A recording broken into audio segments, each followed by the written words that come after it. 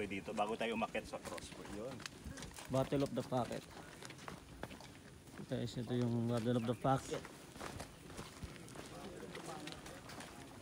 So, eto na po yan. Ano, bumaba na po yung mga Philippine-American din po. Dahil ay tapos na yung tinatawag natin Battle of the main battle position. So, ang Bukay Morong line ay kailangan ulit niyang umatras. Yun ang purpose po, atras ng atras, withdraw ng withdraw, retreat ng retreat. Tatlong definition, tatlong ano, ay isa lang yung definition niya. Yung pag-atras, pag-withdraw at pag ano. Ginamit lahat ni MacArthur yun, hindi na alam pare-pares lang ibig sabihin nun. So nangyari po talaga dito, etong mismong Mount Native na ito, bumaba na. So itong isang kapitan na ito ng Tabak Division, under siya kay General Fidel II.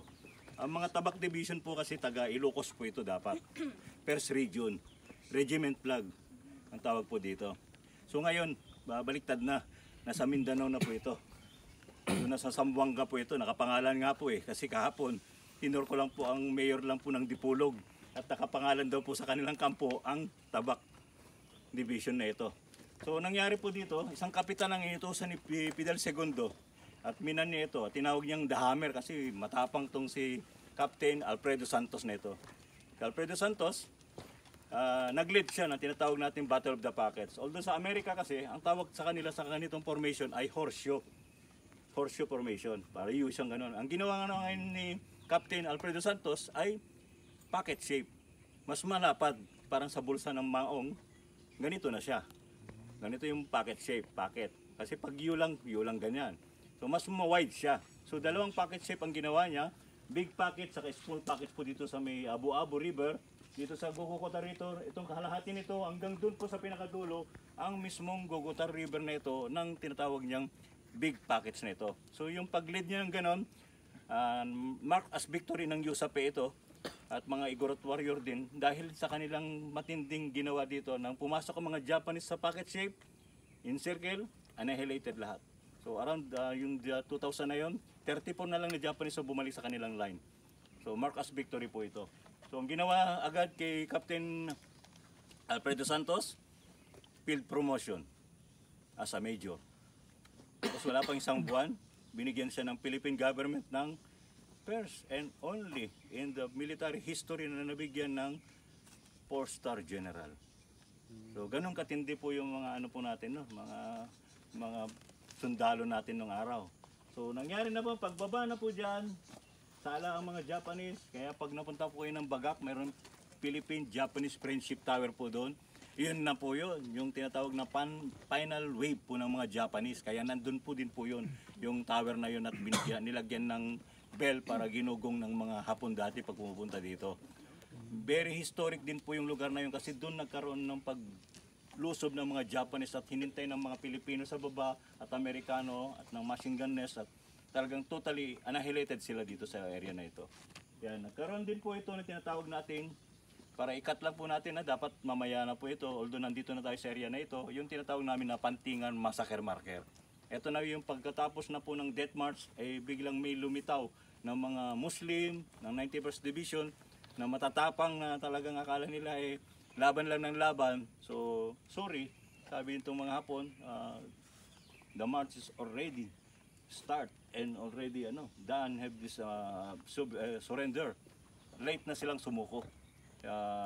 Sinabi nila sila kung mayroon silang masasabi, magsalita na at what you wish for, and then beheaded sila one by one. So 400 non-commissioned and commissioned officer of the 91st Division sa baba nito, itong likod ng bundok na ito, tinatawag natin Pantingan Ridge na ito, ay in-execute po itong mga non-commissioned at commissioned officer na ito. Beheaded one by one ng katana. O tinatawag na gonto, pag inisyo ng katana sa isang opisyal ng Japanese, gonto na ang tawag ito. So one gonto lang, hindi naman po sila lahat naka-gonto. Yung iba naka Alam niyo po bang central weapon po ng Japanese ay hindi po yung rifle, yung bayonet. Kaya po mismong kakaiba po sa military history po kahit saan pong lugar, bukod tangi maliban sa bayon, sila po yung lagi na lang po nakalagay po yung bayoneta. Sa atin po sa Philippine and American hindi Kailangan mo pang ilagay pag may nag-whistle ng mahaba na kailangan mag-charge ka, maglagay ka ng bayonet. Ganun lang po yun. Pero sa kanila, always nakalagay na. Nung inisyu sa kanila yung Arisaka, meron na agad. Doon na nila hinahasa, doon na nila nililinis, lahat-lahat. Ganun yung ano ng mga Japanese. So central weapon po nila is the bayonet. Hindi po mismo yung rifle nila. So yan na po ito. Ito yung, alam niyo po ba, masabi ko sa inyo, may nakasurvive doon sa ano, sa beheaded na yun. Dahil pumurol po yung gunto o yung katana sa isang opisyal lang na nagkakat ng head. Sino pong togatugay-garaw po sa inyo? Cagayan. Si Sir? Wow, Sir. Pangalan po ni Major Pedro Felix po ang nakasurvive dito sa miraculously survive in the Pantingan Massacre. Yan, dahil inistab lang po siya sa likod.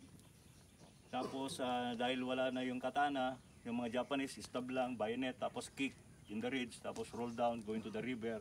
That's why the river of Pantingan turned red hanggang sa mismong Balanga River. Ganun po katindi nun kasi 400 na tanggal ulo, tapos roll yung ulo, tapos body, kick, tapos river na po doon sa baba. Kaya yung Pantingan River na yon. Pangalawa po, taga Maynila. Hindi naman po taga Maynila po ito.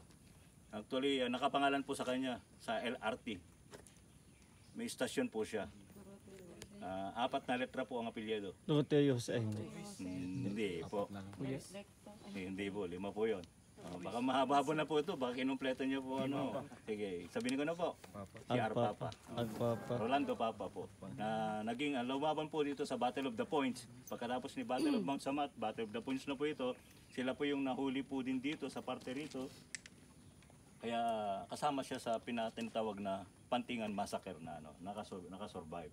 Siya sa mga nagkwento din po sa nangyari dito na blackout news na po ng mga Japanese kasi ayaw nila sabihin nito. Para hindi na pag-death marching eh. So, tinuluyan na po sila dito sa Pantingan. Ganun po yung ano. Okay, our next topic is why, ano na po tayo? Mount Samat. So, napili ang Bataan po. Bakit why Bataan po tayo? Dahil 0.50% lang po sa Philippine map ang Bataan. Maliit lang po siya. It was chosen as a ultimate battlefield dahil sa kanyang terrain, yung jungle and shoreline. Yan, sa totoo lang may slogan ang Bataan noon. May sinasabi sila na Bataan matamis.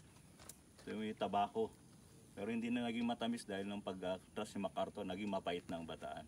So yun ang ano nito. So yung why Philippines po natin, may isang mabilisan lang talaga. Isang 3 basic reason why the Japanese want to conquer our land. First, we have the big deposit of chromite in Zambales. Yun ang kailangan po ni Hapon, chromite. Langis, mamaya na pangatlo yung langis kasi. Second is the 17 million population. So pag natapo, makuha nila easy to capture the Philippines, forced labor sa mga gagawa sa mga armaments nila. Yan, kailangan nila yung chromite eh. Pag inad kasi yung chromite sa iron, magiging stainless steel siya.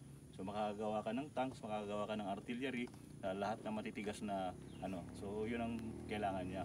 And yung langis, pangatlo yung langos kasi kaya nga sila nag-gamble in battle at nag-strike sila ng surprisely attack sa Pearl Harbor dahil na oil embargo sila ng Amerika, ay bigyan sila ng raw material, lahat-lahat. Kaya ang ginawa po dito, doon po yung langis. Marami daw tayong langis dito na literal na langis. Hindi yung langis na ano po ito. Nakatanim po ito lahat from Luzon, Visayas, and Mindanao. Kala ko langis ng Coconut nyug. oil, yun po yun. Kasi ang Langis nga ng coconut nyug. oil po kasi noon is one of the main ingredients ng black powder ng Japan po noon. Kahit naman po tayo, ginagamit naman po ng ano po ito. Medyo ano na lang po ngayon, nagle-level up na sa langis. Kaya hindi na halos ginamit na si coconut oil na po ito. So langis ni coconut po ngayon ginawa na po ito na gunpowder na. Yun po yung talino ng mga Hapon na wala po sa iba talaga. Okay po, we gonna move. Take a picture muna tayo dito. Dito po kayo. Naka-background po itong standard